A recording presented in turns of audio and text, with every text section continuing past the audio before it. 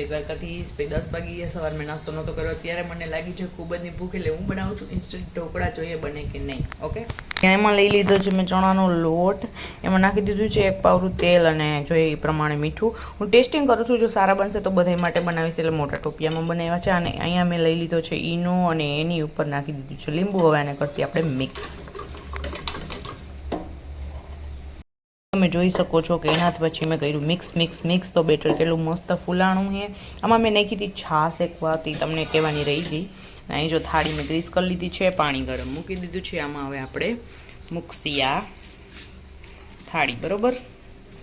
અહીંયા મેં ફેલાવી લીધું છે. મારી પાસે પીછી આ રે, બટ મને ફૂલ ભૂખ લાગી, પીછી કાઢવાની મને વેરું નથી. ઓકે, હવે આ થાળી આપણે ગ્રીસ કરી લીધી છે. એમાં નાખશી આપણું આ બેટર. આ 10 મિનિટ રેસ્ટ તમે દઈ શકો છો આને, પણ મારે નથી દેવું ભાઈ, ભૂખલી બહુ હું. ઓકે, તેના મેં એને પાથળી દીધું આમાં. ઓકે, હવે આમાં જશે ચટણી ઉપરથી.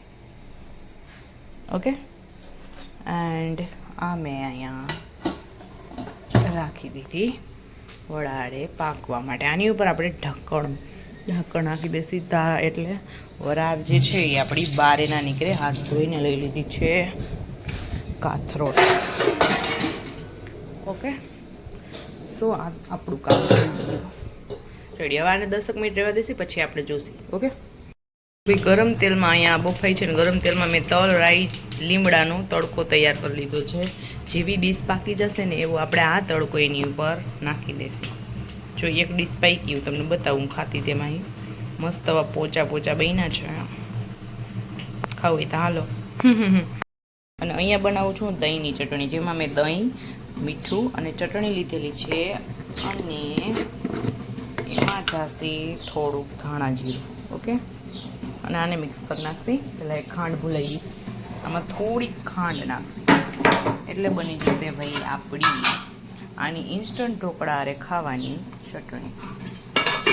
બીજી થાળી મસ્ત પાકી છે. આમાં થોડોક મારે લોટ ઢીલો થઈ ગયેલો, તમે ધ્યાન રાખજો, લોટ કઠણ રાખજો, બહુ ઢીલો ના કરતા. આ સરસ બની જો. ઓકે, હમણાં આપણે કાઢી લઈએ નહીં. કરી દઈએ ગેસ બંધ એન્ડ રેડી.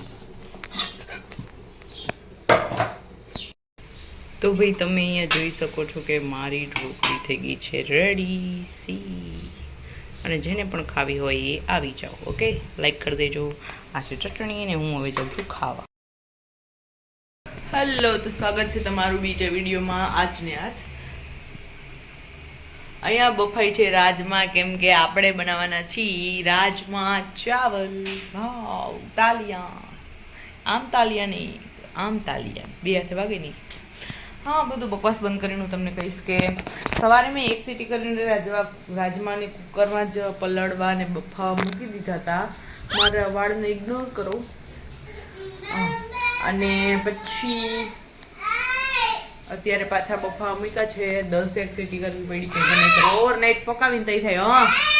હા, યારે અહીં ક્યાંય જા નહીં એમ કે. ને ભાત તો ઓલરેડી બાફતા તમને આવડતા જ હશે. હું બોલો ને, અહીંયા બેઠી રે એમ ને,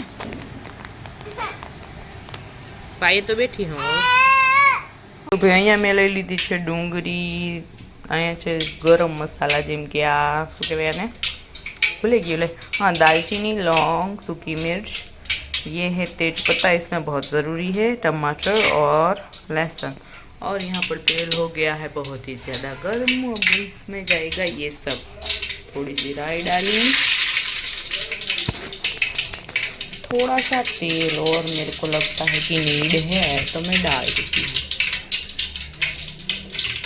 और ये है हमारे पके हुए राजमा।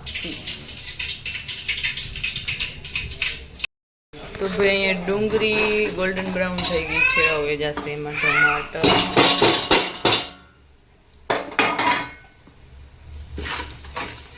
हवे मस्त तळवा देवा।